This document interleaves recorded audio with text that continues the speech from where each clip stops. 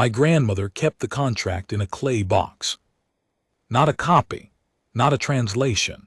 The original pressed onto 42 plates of fired ceramic in the Shurvai's own script, each plate sealed in her people's resin, each seal intact across the 43 years of her life, and then across the 41 years of my mother's life, and then across the 62 years of mine. The box sat on the second shelf of the archive room in our family house in the lower wards of Vale Morn, between a hydrological survey from the rift opening and a set of navigational tables my great-grandfather had salvaged from the flooded coast. It was not hidden. My grandmother did not think hiding it was the point. The point, she told me when I was 11 and already tall enough to reach the shelf myself, was that it existed, that we had it, that it was real, and that real things have weight, and weight, eventually, comes due. I became an archivist because of that box. I think most people who grow up in the archive districts of Vale Morn become something related: surveyors, cartographers, treaty scholars, legal historians. The deep city draws that kind of mind. We are a city built into the earth itself, carved into the walls of the Morn Rift over 12,000 years of patient excavation and construction. A city that descends 11 kilometers from the open sky to the thermally heated lower galleries, where the oldest records are kept in near-perfect atmospheric stability. We do not build upward in Vale Morn. We build inward and downward, and we remember. It is what we have always done. My name is Solon Veth. I am 62 years old. I have been chief archivist of Vale Morn for the last 19 years, and before that I spent 23 years as a senior treaty scholar in the Rift Archives, and before that I spent 12 years as a field archivist cataloging the pre-contact ruins on the southern plateau. I say this not to establish credentials. Credentials mean nothing to what I am about to describe, but to explain why I was the one standing on the Vorsen platform on the morning of the 28th of Caval, when the Shurvai bonding lector stepped off his vessel and looked at me across 45,000 years of undelivered assumption, and I handed him a document, and his face. If that structure of plates and membranes and light-responsive organs that the Shurvai use for a face can be said to have an expression, went very still. But I should begin at the beginning, or near enough to it. The Shurvai came the first time, 45,000 years ago. I know this not from family memory, which does not reach that far, and not from oral tradition, which tends to compress and reshape across more than a few hundred generations. I know it from the record. The Vale Morn Rift Archives hold continuous institutional documentation back approximately 39,000 years, the oldest coherent archive on Earth's surface, housed in the thermally stable lower galleries in conditions that have not varied by more than 4 degrees in the time of their keeping. Before the archive as an institution, there are physical deposits, carved stone, impressed clay, the fired ceramic my grandmother's family used. The record is not seamless. There are lacunae, centuries where the record fragments, where disaster or reorganization or simple material failure breaks the chain. But the chain holds, broadly. The Shurvai's first arrival is documented in 17 separate physical deposits from the relevant period, spread across 3 continents, which suggests the event was not local and was not subtle. What they did when they came is also in the record, though the record from that period is necessarily interpreted. The language the original documents used for the Shurvai's arrival is not a language anyone speaks now, and the translation required centuries of comparative linguistic work. But the meaning is clear enough across the interpretive distance. The Shurvai came with ships. The record's word for them translates loosely as sky vessels, which tells us something about how they appeared to the people watching from the ground, and they made themselves understood through methods the record describes as painful and total. They established what the bonding contract formalized, a relationship of client and house. Earth was the client. The Shurvai bonding houses were the house. The terms of the contract, as decoded from my grandmother's clay plates, and from the 8 other complete or near-complete copies that the Rift Archives hold, were extensive. Tribute in specified materials, delivered on a schedule tied to the Shurvai's own calendar. A standing labor allocation, a percentage of the human population made available to Shurvai operations at any point the House required. A genetic tithe, the nature of which the early translators found difficult to render precisely, but which later scholars understood to mean a claim on human biological material for Shurvai research and modification purposes.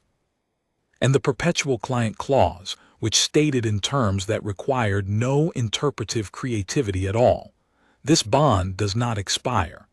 The client world remains under bond until formal release is granted by the issuing house.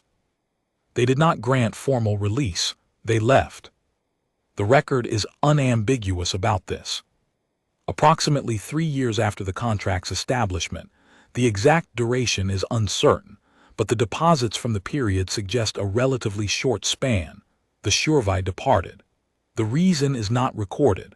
Possibly they were called elsewhere. Possibly the client world's resources were, at that time, insufficient to warrant sustained attention. Possibly there was some internal event in the Shurvai bonding houses that redirected their operations. The record does not say, and 45,000 years of subsequent scholarship has not recovered the reason. What the record does say, clearly, through the deposits that follow the departure, is that they were expected to return. The people they left behind expected them to return and made arrangements accordingly. They built the Vorsen platform, a landing structure of sufficient scale to accommodate Shurvai vessels, constructed on the plateau above the rift, in the location the Shurvai had used for their initial landing. They maintained it. For 300 years after the Shurvai's departure, the platform was kept in active maintenance, repaired after storms, cleared after ash falls from the volcanic activity that was heavier in that period. The record from those 300 years is, in its way, heartbreaking. These were people who had been bound against their will to a relationship of extraction and submission, who had every reason to hope the Shurvai never came back, and who nonetheless maintained the landing platform because they had been told the house would return, and the bond required it. After 300 years, the maintenance records stop. Not abruptly, the platform was not abandoned in a moment of decision. The records simply thin out and then cease. The platform was, apparently, allowed to fall into natural decay. I think this represents something important about what happens to people when they decide, quietly and without ceremony, that the thing they were told to wait for is not coming, and that they will begin, now, to build their own life without reference to it. They stopped looking up. They started looking in and down into the earth where the records were kept, where the truth of what had been done to them could be held, examined, understood, where it could not be lost. The Rift archives were established approximately 900 years after the Shurvai's departure. The institution's founding charter, the oldest document we hold in continuous institutional custody, identifies 3 purposes: to preserve what is known, to recover what is lost, and to understand what was done to us. That third purpose has driven the archive's treaty scholarship work for 39,000 years. We decoded the contract fully within 6 centuries of the archive's founding. We understood its terms, its legal structure within the Shurvai bonding framework, its vulnerabilities, its dissolution clauses, and its enforcement mechanisms. We also understood what it meant that the contract had never been released and that the perpetual client clause remained, technically, active. We did not hide this understanding, we built around it. I want to be precise about what I mean by that, because precision matters. I am not describing a civilization that spent 45,000 years in terror, paralyzed by the possibility of the Shurvai's return. I am describing a civilization that looked at an existing legal instrument, a contract imposed on us without consent, which we had no power to refuse at the time of its imposition, and decided that the correct response was to ensure that, when the Shurvai returned to invoke it, they would find that invoking it was impossible, that the world they left had become something the contract's authors had not imagined and could not contain. This is not the same as preparing for war, though we prepared for war too. The orbital defense lattice was not built in response to the Shurvi specifically. It was built across 12,000 years of Vale Morn's emergence as the coordinating center of a planetary civilization, in response to the general understanding that threats come from above, and that the sky belongs to those who reach it first. Earth's 11 warship fleets were not assembled as an anti-Shurvi measure. They were assembled because a civilization that has been bound under a forced contract has decoded that contract and understands that the universe contains entities willing to impose such contracts, does not leave its sky undefended.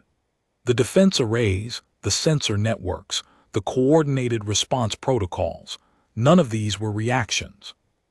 They were conclusions, drawn patiently over thousands of years from a single foundational observation. We were once vulnerable, and we chose not to remain so. The dissolution document was a different kind of preparation entirely. The Shurvi bonding contract contains, like all formal bonding instruments of that type, a dissolution clause. We decoded this clause approximately 5,000 years after the archive's founding, and the treaty scholars of that period spent 3 generations verifying their interpretation before accepting it. The clause is, by Shurvi legal standards, narrow. Dissolution can be granted by the issuing house upon petition from the client world, but the petition must be submitted in the correct legal form, using the correct terminology, in a language the Shurvi recognize as valid, and it must be accompanied by a demonstration that the client world has fulfilled its obligations under the bond to the extent that the house's continued interest in the bond is satisfied or exceeded. The scholars of those early centuries despaired of this clause. How could we fulfill obligations we had never been given the chance to fulfill?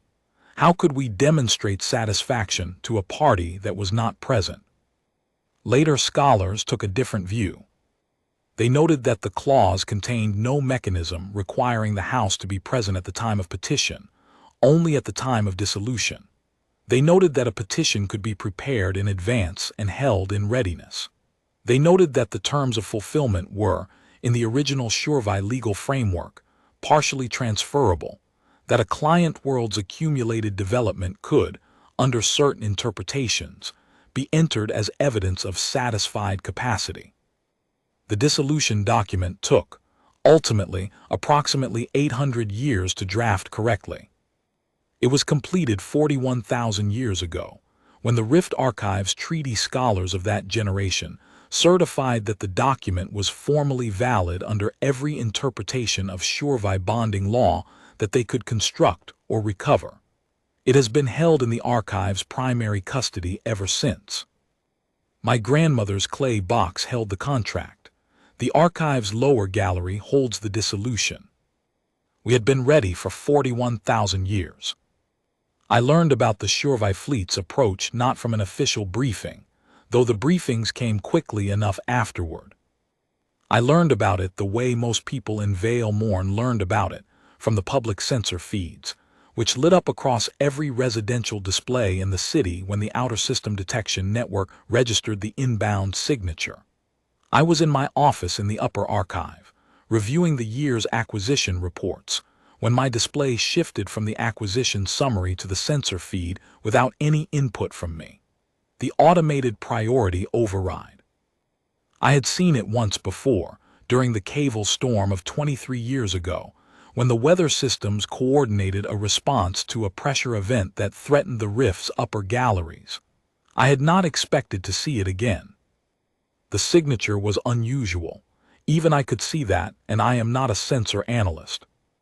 It was 41 separate objects, moving in formation, at a velocity, and with a drive signature that matched nothing in the archive's contemporary vessel catalog. The outer system sensors had flagged it as unknown formation inbound decelerating and passed the flag to the Planetary Defense Coordination Center within minutes of first detection. The Defense Center passed it to the government within the hour. The government passed it to me, specifically to me, as Chief Archivist 6 hours later, with a message that read in full, "We believe this is what the archives have been waiting for. Please confirm. I confirmed. I want to pause here and acknowledge what that confirmation meant, because it is easy to describe it as a bureaucratic event and miss what it actually was. In the 6 hours between the outer system detection and the government's message to me, the treaty scholars on duty in the dissolution archive had already pulled the document, run the cross-checks against the Shorevai communications signature, and prepared a preliminary assessment. When I confirmed, I was not guessing. I was the end of a chain of scholarship and institutional preparation that went back 39,000 years. I was the person who had spent the previous 19 years as custodian of this moment, who had spent the 23 years before that preparing to become that custodian, who had spent the 12 years before that learning, in the field, what it meant to care for the physical evidence of the past, so that the past could speak when it needed to. The confirmation was a formality, the preparation was the work. The 41 vessels decelerated through the outer system over the following 11 days. They were broadcasting, as they decelerated, on a set of frequencies that the archive's communications scholars had flagged as Shorevai carrier band transmissions approximately 2,000 years ago, when we had reconstructed enough of the Shorevai communications architecture from the original contact records to identify the frequencies they used. The broadcasts were in archaic Shorevai, a formal register. Our translation systems, which had been maintained and updated continuously for those 2,000 years against this specific possibility, parsed them within hours. The content was not surprising. The Shorevai bonding fleet, operating under the authority of the consolidated Shorevai bonding houses, was returning to the client world designated in Contract Reference Veil Primary, their designation for Earth, to conduct a standard bond assessment and collect outstanding obligations. The message was courteous in the way that a landlord arriving to collect long-delayed rent is courteous, the courtesy of a party that does not anticipate resistance. They identified their fleet lector, the bonding house's senior representative, the individual with full legal authority to conduct bond assessments and accept obligations on behalf of the houses. His name translated, in the register they were using, as something approximately equivalent to assessor of the unclaimed. I will call him the lector, because that is the formal title, and because his actual name in Shorevai requires a set of sounds that human vocal anatomy cannot produce without modification. They did not ask if we were there. They announced that they were coming. This was, the treaty scholars confirmed, entirely consistent with Shorevai bonding procedure. The client world is not consulted. The house arrives and the client world presents. We prepared our response accordingly. I want to describe Veil Morn as it looks from the Vorsen Plateau, because I think anyone coming to it from outside, from the deep of space, from a civilization that left this world when it held a few million people scratching livings from river valleys and forest margins, deserves to have it described properly, even if only in the record that will outlast all of us. The plateau sits at the northern rim of the Morn Rift, approximately 400 meters above the rift's uppermost gallery level. From the plateau, looking south, you see the city. Or rather, you see the first 8 levels of the city, which is all that is visible from the surface, because the rest descends below you into the rift in a sequence of gallery terraces and vaulted halls and open internal spaces that extend 11 kilometers into the earth. The 8 visible levels present as a cliff face of inhabited rock, 200 kilometers long and 800 meters high, faced in the composite ceramic that the city's construction authorities have been refining for 9,000 years, a pale amber material that catches the morning light and holds it, so that from the plateau in the early hours Veil Morn appears to glow, as if lit from within, which in a sense it is. Since the lower galleries generate more heat than the upper levels can efficiently dissipate, and some of that warmth finds its way to the surface through the ventilation shafts. The shafts are themselves architectural features, wide hexagonal openings spaced at regular intervals along the cliff face, each framed in the same amber ceramic, each exhaling a faint haze of conditioned air that catches the morning light in a way that gives the cliff face the look of breathing. On clear mornings, from the plateau's northern edge, the effect is something between a city and a geological formation, something built by a people who had decided that the boundary between the made and the natural was a human convenience and not a law. The population of Vale Morn as of the last census was approximately 63 million, a figure that surprised most people from outside the Rift region, who expected a city of that scale to look different from the outside. It does not. Most of Vale Morn's 63 million people live below the surface levels, in the gallery districts and the vaulted residential tiers, in spaces that are lit by full-spectrum lighting tuned to follow the day cycle, and ventilated by the shaft system that the deep engineers have been refining for 3,000 years. The surface levels are administrative and archival and cultural. They are where the city presents itself to the sky. The rest is depth, and the depth is where we live. Above the city, visible from the plateau if you look up rather than south, the sky above the Morn Rift is not empty. It is never empty anymore. The orbital defense lattice is not visible to the naked eye at most altitudes. The individual platforms are too small at orbital distance to resolve without magnification. But the warship screens that the Defense Coordination Center had moved into high-atmosphere deployment over the preceding 11 days are not small. 3 fleet elements, comprising 19 vessels, were holding station in a layered coverage pattern above the Rift region when the Shurvai fleet entered the upper atmosphere. The smallest of those vessels was 4 kilometers long. The largest was 9. They did not make any aggressive maneuvers. They did not hail the Shurvai fleet. They were simply there in the sky above Vale Morn, the way mountains are there, present, established, requiring no explanation. I have been told, by the sensor analysts who tracked the Shurvai fleet's approach in detail, that the fleet slowed significantly when it reached the altitude at which the warship screens became resolvable at close range. Not a tactical deceleration, not the kind of slowdown that precedes an engagement.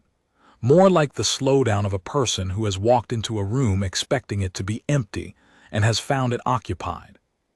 The Lecter's vessel, which led the formation, held position at high altitude for approximately 40 minutes before resuming its descent. During those 40 minutes, our communications teams logged 17 internal transmissions within the Shurvai fleet, encrypted in a cipher that we had partially broken 2 centuries ago. The partial decryption was sufficient to identify the emotional register, if not the precise content of those transmissions. The analysts described the register as rapid and elevated. I would describe it as alarmed. They descended. The Vorsen platform had been restored. This was not a recent project. The restoration of the original landing platform had been initiated as an institutional decision by the Rift archives approximately 3,000 years ago, when the treaty scholars of that generation decided that maintaining the platform in operational condition was a matter of archival completeness. If the contract was to be dissolved on the platform where it had been established, the platform should exist and function. The restoration took 400 years to complete, because the original platform's foundations were still present beneath 45,000 years of geological deposition, and the conservation requirement was that the restoration honor those original foundations wherever possible.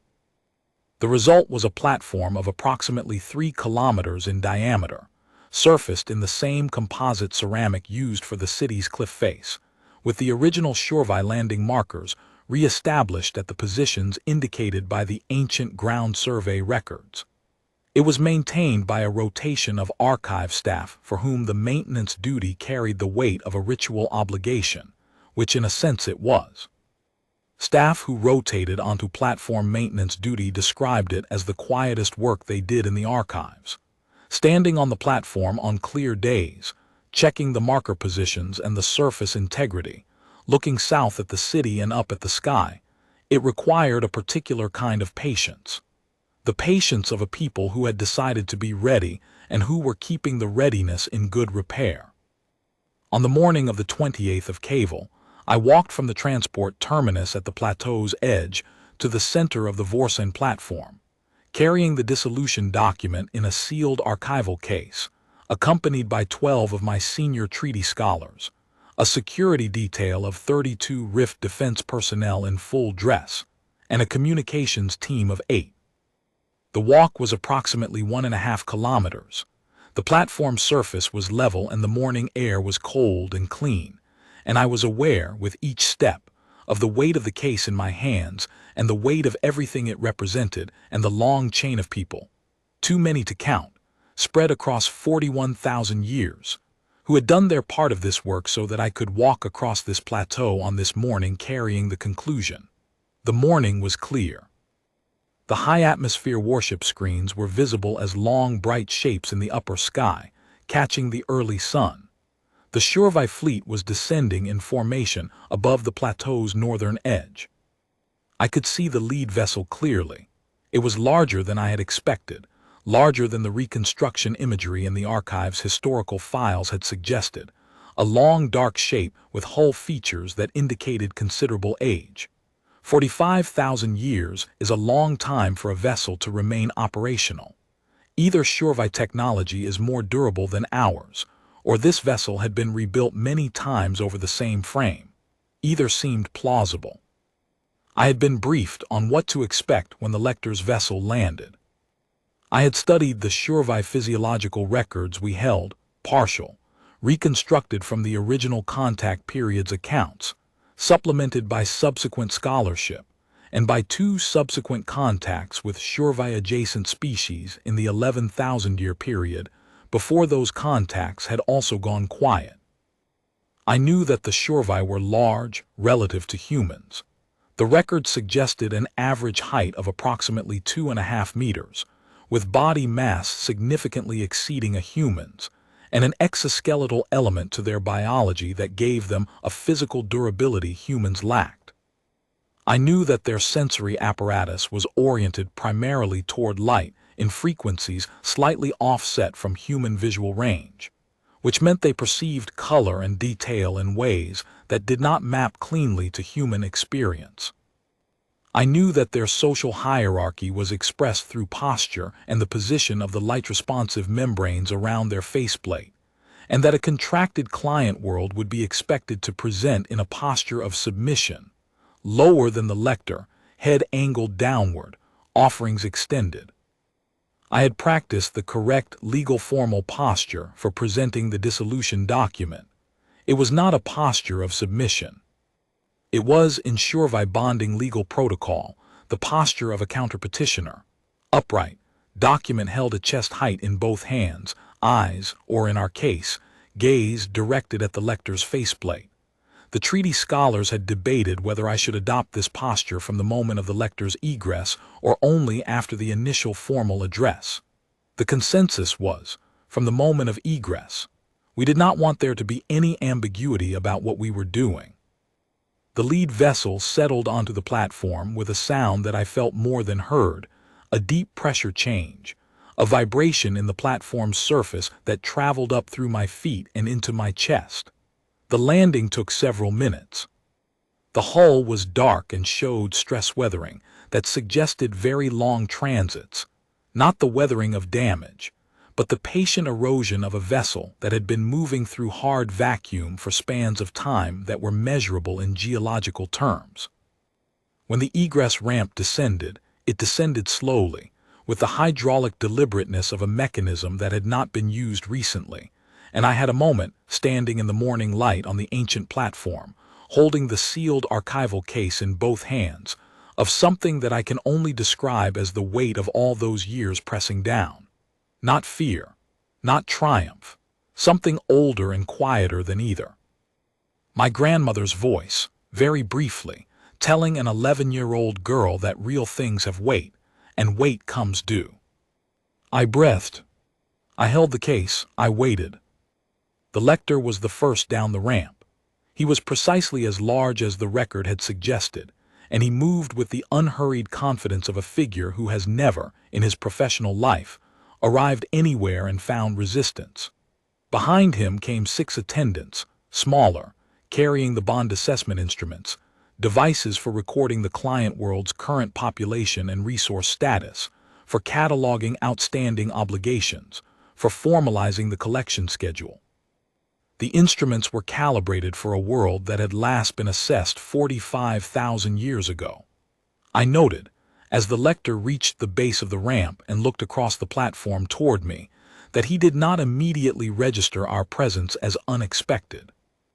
I think, in that first moment, he saw a group of bipedal figures on a landing platform, and that was consistent with his model of what a client world presented when a bonding house arrived. It was not until he had taken 3 more steps and his sensory apparatus had processed the scale of what was visible behind me, the cliff face of Vale Morn, the warship screens in the sky, the scale and evident density of the human civilization spread across this plateau and descending into the rift, that he stopped. He stood still for what the communications team's recordings later confirmed was 11 seconds. Then he resumed walking. He was professional, I will grant him that. Whatever he had expected, whatever model of this client world he had carried from the moment the fleet left Shurvai space to the moment he stepped onto this platform, he did not break when the model failed. He walked to within 4 meters of me, the standard Shurvai bonding approach distance for a formal assessment, and he addressed me in his formal register. The communications team's translation system rendered it in real time through the earpiece I wore, and the translation was, I was told afterward, approximately 93% accurate, the remaining 7% being idiomatic and contextual ambiguities that the system flagged but could not resolve with certainty. He said, I am assessor-lector of the Consolidated Shurvai Bonding Houses, arriving under the authority of Contract Reference Vale Primary. I am here to conduct the bond assessment and receive the client world's outstanding obligations. Designate your reception authority. I said, I am Solon Veth, Chief Archivist of the Rift Archives of Vale Morn, designated as Earth's legal representative for the purposes of bond dissolution. I present the formal petition for dissolution under the Client Dissolution Clause of Contract Reference Vale Primary. I am offering this petition in the legally valid form, in a registered Shurvai legal register, accompanied by the required demonstration of fulfilled capacity. I extended the archival case. He did not take it immediately. The faceplate membranes shifted in a way that the records identified as a primary response to unexpected information. He looked at the case, and then at me, and then, briefly, past me at the city and the sky. He said, the client world is not empowered to initiate dissolution. Dissolution is a house privilege. I said, the dissolution clause of Contract Reference Vale Primary grants the client world petition rights under 3 conditions: legal form compliance, language validity, and capacity demonstration. All 3 conditions are met. I am not initiating dissolution. I am presenting the petition that obliges the House to consider dissolution. The distinction is in the contract. I believe you know it. Another pause. The membranes shifted again. He said, the petition form requires certification by a recognized Shurvai legal scholar. I said, the dissolution clause does not specify that certification must be Shurvai. It specifies that it must be by a recognized authority in bonding law. The Rift Archives have maintained continuous study of Shurvai bonding law for 39,000 years. Our treaty scholars are, by any reasonable standard, recognized authorities. We have included a full documentation of our scholarly lineage and methodology in the petition package. You will find it in the secondary, sealed section of the document. He took the case. He did not open it immediately. He held it and he looked at it, and I had the sense, which I have had in negotiations with human parties who encounter an argument they were not prepared for, that he was identifying the shape of what had happened before he was willing to engage with the content. He was a legal professional. He was understanding, slowly, that the client world he had come to assess had spent an extremely long time preparing for this moment, and that his preparation and the client world's preparation were not even approximately equivalent. He said, "This will require review." I said, "We anticipated that. We have prepared accommodation for you and your attendants in the city's formal reception district. We request that your fleet hold its current position during review. The Defense Coordination Center has requested that no Shurvi vessel approach within 200 kilometers of the city without clearance, for safety reasons. I am authorized to tell you that this request carries the weight of the warship screens you observed on your approach." He looked at the sky. I let him look. He said, "How many vessels do you have in this system?" I said, "In this system, as of this morning, 407. We also have forward posts at 11 other locations within approximately 30 light years. The defense lattice is coordinated across all of them. I don't tell you this to threaten you, Lecter. I tell you because the contract's dissolution clause includes a clause requiring accurate representation of the client world's current capacity. That is an accurate representation." He said nothing for a moment. Then he said, "We have 41 vessels." I said, "Yes, I know." I did not say it with satisfaction. I had promised myself I would not. My grandmother's voice again, somewhere behind my ribs, the weight of a people who remembered, not a people who gloated, a people who remembered and were ready, and who were standing here now not to humiliate the Shurvi, but to close a document that should have been closed 45,000 years ago, by parties with the standing and the preparation to close it properly. I said, "We would like to do this legally, Lecter. The petition is genuine and valid.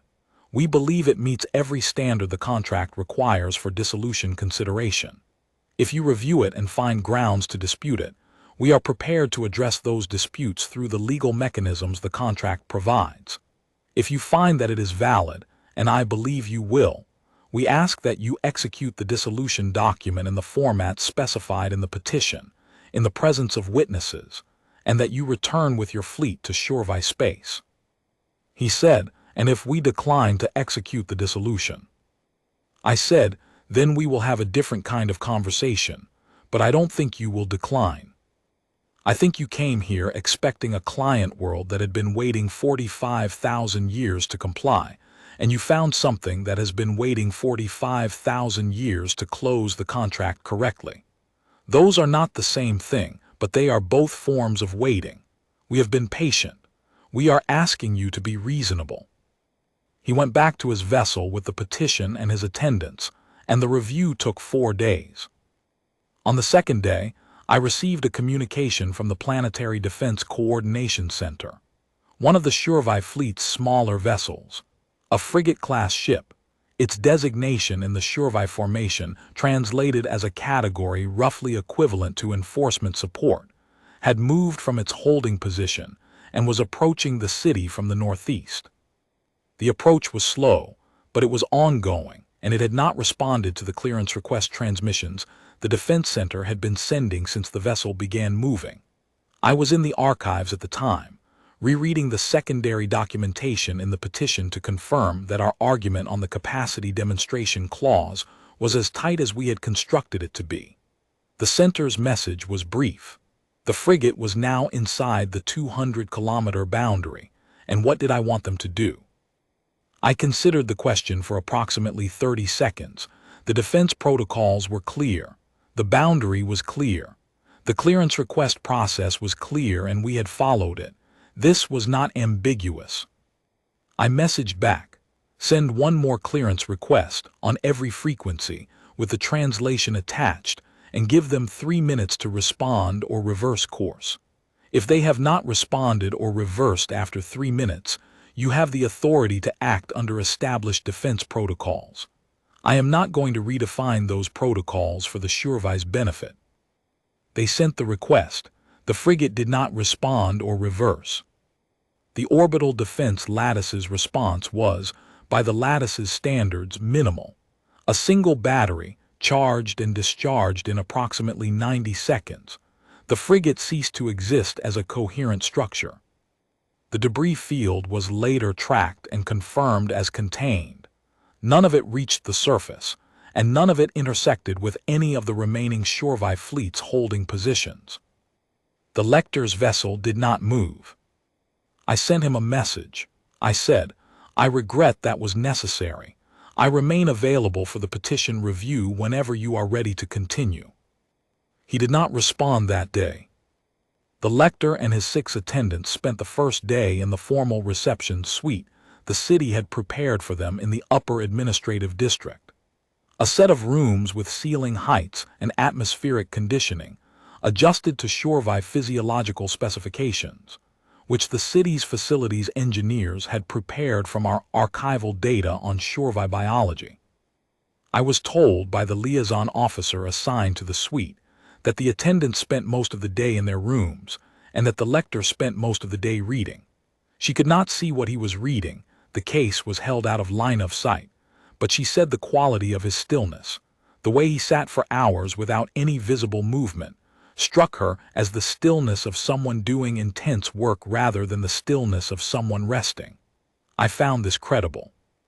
The petition document was long and technically dense, and a bonding Lector working through it for the first time, encountering arguments he had no framework to expect, encountering citation chains that ran back 39,000 years to sources he had presumably never imagined existed. I imagined that would require a particular quality of stillness. I spent that day in the lower archive with 3 of my senior treaty scholars, running a final review of our dispute resolution materials. We had prepared for the 17 most likely challenges the Lector might raise, and for each challenge we had prepared full documentation, secondary citations, and in several cases tertiary citations. The work was familiar. We had run versions of these reviews many times over the preceding years, but there is a difference between running a review in anticipation of a theoretical encounter and running one the day after the encounter has become real. The scholars were, I thought, excellent, focused, not nervous exactly, but aware in a way that sharpened everything. I think they understood that this was what the preparation had always been for. The second day, I received the communication about the frigate. After the frigate's destruction, I sent my message to the Lector, and then I went back to the archive. I did not go home that evening. I sat in my office with the petition documentation spread across the work surface, and I read through the dissolution clause again, the same way I had read it hundreds of times before, but this time with the knowledge that somewhere above the plateau, a debris field was spreading out from where a vessel had been, and that the Lector was reading the same clause from the other side, in a suite 2 kilometers from where I sat, and that whatever he concluded about what had happened would shape everything that followed. I am not certain what I was looking for in that reading. Reassurance, perhaps, confirmation that the legal ground we stood on was as solid as 39,000 years of scholarship had made it. I found what I was looking for. I also found, as I often did when I read the dissolution clause late at night with the deep city quiet around me, the grief. Not the grief for the frigate. That vessel had been given every opportunity and had chosen its course. The grief for the 45,000 years before this moment.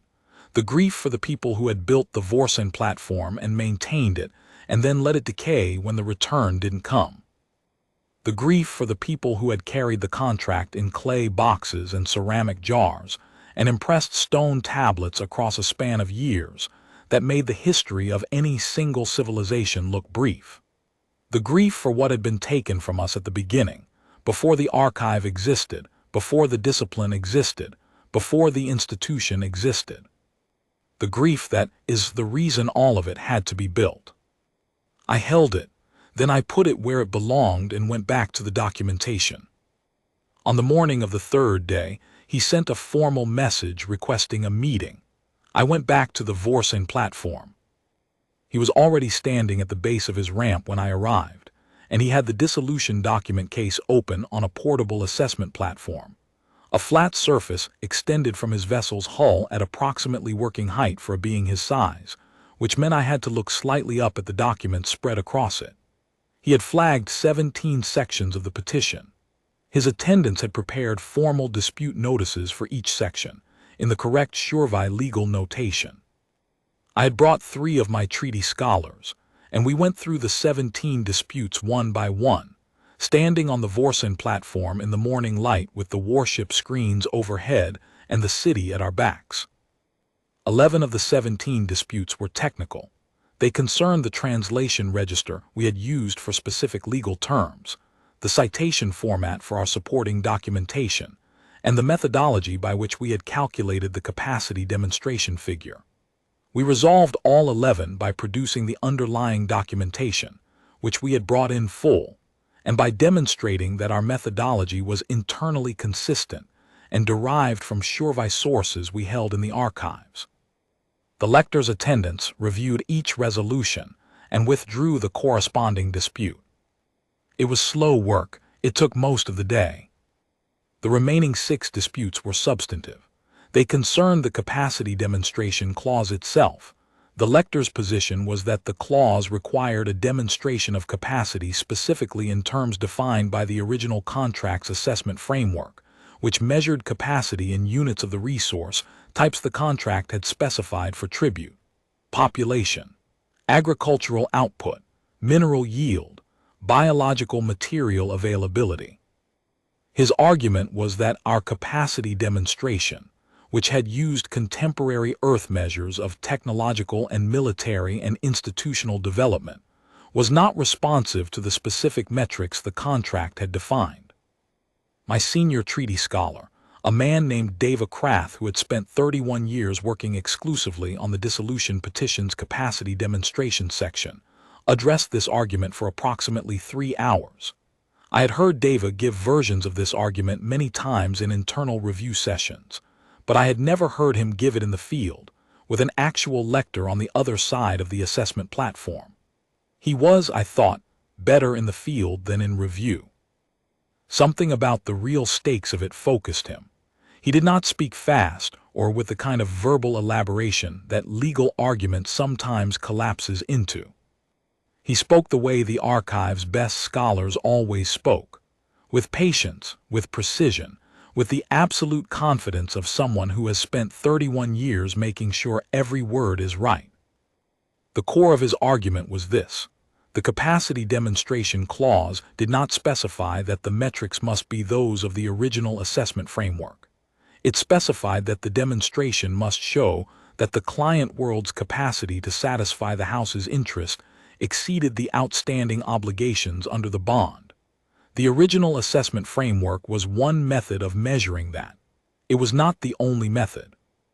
A client world that had developed beyond the original framework's measurement categories had not failed to demonstrate capacity. It had exceeded the measurement system. And a House whose interest could be more than satisfied by converting the client world's contemporary capacity into any equivalent value system had no legitimate grounds to claim the demonstration was insufficient. Deva Krath then produced, from the 3rd sealed section of the petition package, a formal conversion table.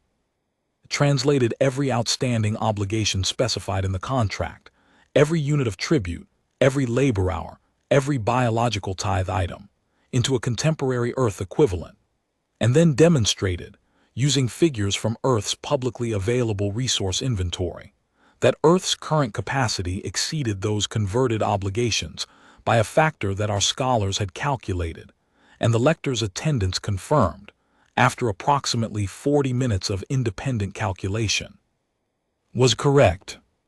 The factor was roughly 11,000 to 1.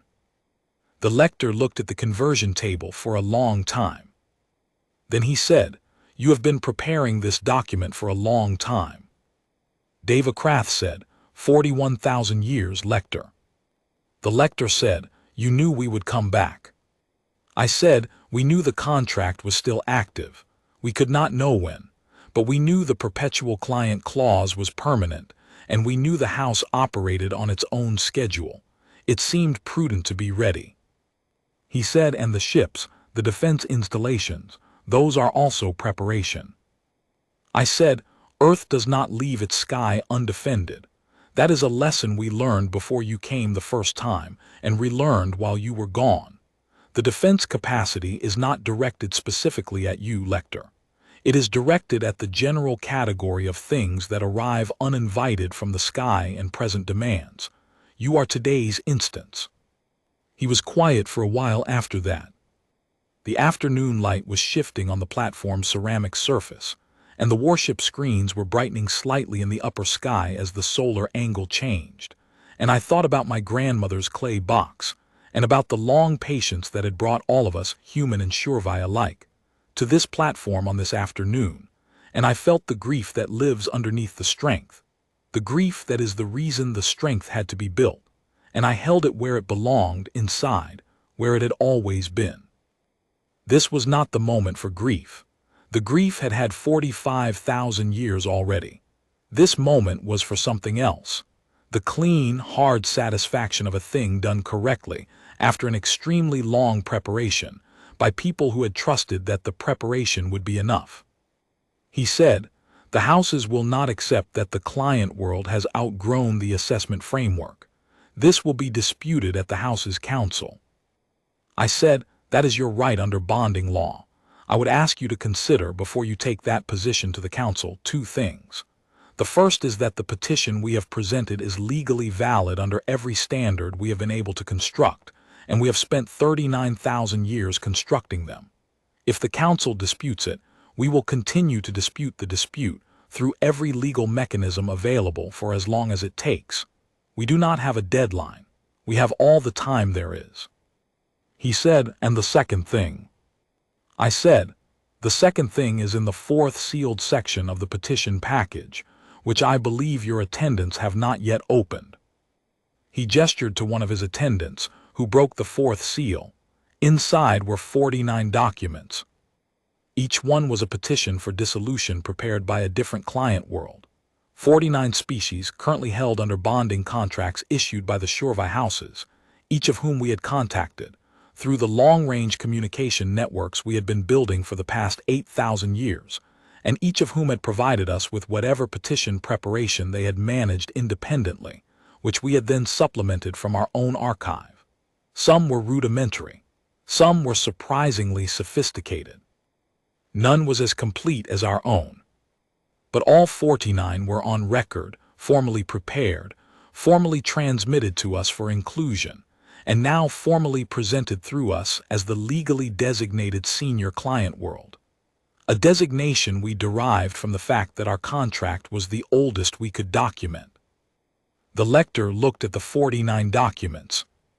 He said, you contacted other client worlds. I said, we did. We have been building toward this presentation for approximately 8,000 years. We believe that the house's continued operation of the bonding system, across species that are no longer what they were when the contracts were imposed, is a legal and practical problem that the council will need to address. We are not here only to close our own contract. We are here to make clear that the model is finished. He said nothing for a very long time, long enough that two of his attendants exchanged what the communications team's analysts later described as a status check gesture, a brief posture exchange that indicated uncertainty about how to proceed when the senior figure was not providing direction. The lector noticed this and made a brief, sharp gesture that stilled them. He said, if I execute the dissolution here on this platform, I am not authorized to speak for the other 49 contracts. I said, we know. We are not asking you to. We are asking you to execute the dissolution of Earth's contract in the correct legal form as the first item. The 49 documents will be transmitted to the House's council through the formal channels as petitions awaiting review. We understand that process will take time. We are patient. He said, you keep saying that. I said, it keeps being true. He looked at the dissolution document again. He looked at the conversion table. He looked at the sky, at the warship screens for a long time. Then he picked up the dissolution document and asked his senior attendant for the formal execution instrument. I watched him execute it. The The Shurvai formal dissolution notation was something I had studied from archival reconstructions for 19 years, and I recognized each element as the lector applied it. The house seal, the lector's authority notation, the date in Shurvai calendar format, and finally the dissolution phrase, which the treaty scholars had debated translating for 3 generations and had finally rendered as: the bond is retired, the client world is released, the house acknowledges no further claim. When he was done, he handed the document to me. I said, "Thank you, lector." He said, "I need to understand something." I said, "If I can answer it, I will." He said, "When we left, 45,000 years ago, did you know then that this was what you would build?" I thought about that. I thought about the people who had maintained the Vorsen platform for 300 years, waiting for a return they dreaded and felt obligated toward. I thought about the archivist who had founded the Rift archives 900 years after the Shurvai departed, with a charter that included the words to understand what was done to us. I thought about the generation of treaty scholars who had first decoded the contract 6 centuries later and had understood for the first time fully what they were dealing with. I thought about Dave Acrath's 31 years with the capacity demonstration section. I thought about my grandmother and the clay box and the way she had said, "Real things have weight." I said, "No. The people who were here when you left were afraid and angry and had no idea what was coming. They did not plan this. They did not set it in motion with a grand design. They just remembered. They wrote it down. They passed it on. And the next generation wrote it down and passed it on.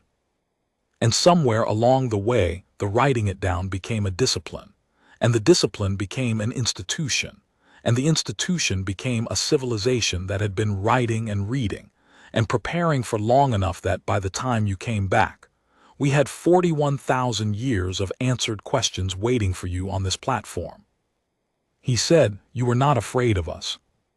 I said, "We were afraid once. We were not afraid this morning." He said, "That is the most dangerous thing I have ever encountered." I said, "I know. I hope the council takes it seriously. I hope they take all 50 petitions seriously." He went back to his vessel. The fleet lifted within the hour, all 40 remaining vessels, and our Defense Coordination Center's fighter screens escorted them to the outer system edge in a loose corridor formation that was courteous in all the ways a drawn weapon pointed in the right direction can be courteous. When the last Shurvai vessel cleared our outer detection perimeter, the Defense Center transmitted a formal receipt acknowledgement to my office, as they were required to do under the encounter protocols, and I signed it and filed it in the dissolution archive alongside the executed document, which I had already placed in the secondary sealed container we had prepared for it 30 years ago. When I had first taken the chief archivist's post and had understood that this was the conclusion I had been moving toward my entire career, I sent the dissolution document copy to my sister because my grandmother's clay box had passed to her, and it seemed right that she should know that the document on the second shelf had done what it was there to do. She sent back a single message. She said, "Grandmother would have wanted to see his face." I sent back, "She would have been insufferably pleased with herself." My sister sent, "So would she." I kept the executed dissolution document in my office for 3 weeks before I transferred it to the lower gallery. I'm not sure why I kept it that long. I think I wanted it near. I think I wanted to look at it in the mornings and understand that it was real, that the lector's notation was real and the house seal was real and the dissolution phrase was real, and the 41,000 years of preparation that had made it possible were real. All of it wait, all of it due, all of it settled. I transferred it on a Tuesday morning, carrying it down through the 8 surface levels, and then the deep stair, and then the gallery descent in the old lift that the archives had used since before I was born, all the way to the lower galleries where the temperature was stable, and the air was old, and the oldest records waited in the dark. I placed it in the preservation case that had been prepared for it. We had prepared the case 60 years ago, before I was chief archivist, because some of my predecessors had been more confident than I had allowed myself to be. And I sealed the case and updated the accession record, and stood for a moment in the gallery with the lights on, and the deep quiet around me, and the records of 39,000 years on their shelves. Then I went back up. There was work to do. There was always work to do. The 49 petitions were in process. The House's counsel had acknowledged receipt within 3 weeks of the fleet's departure, faster than the treaty scholars had projected, which some interpreted as alarm and some interpreted as efficiency, and I interpreted as the behavior of an institution that had been notified that its operational model had a significant problem and was trying to understand the scope of it. We expected the first formal responses within the year. Dave Krath had already begun updating the secondary petition documentation for the 12 client worlds, whose cases he felt were strongest. There were meetings to schedule, documents to review, translation problems to solve, scholarly disagreements to adjudicate. The work of the archive does not pause for history. History is just another thing that gets filed properly and then becomes the foundation for the next thing. We had been waiting a long time. We could wait a little longer. Some things are worth getting right.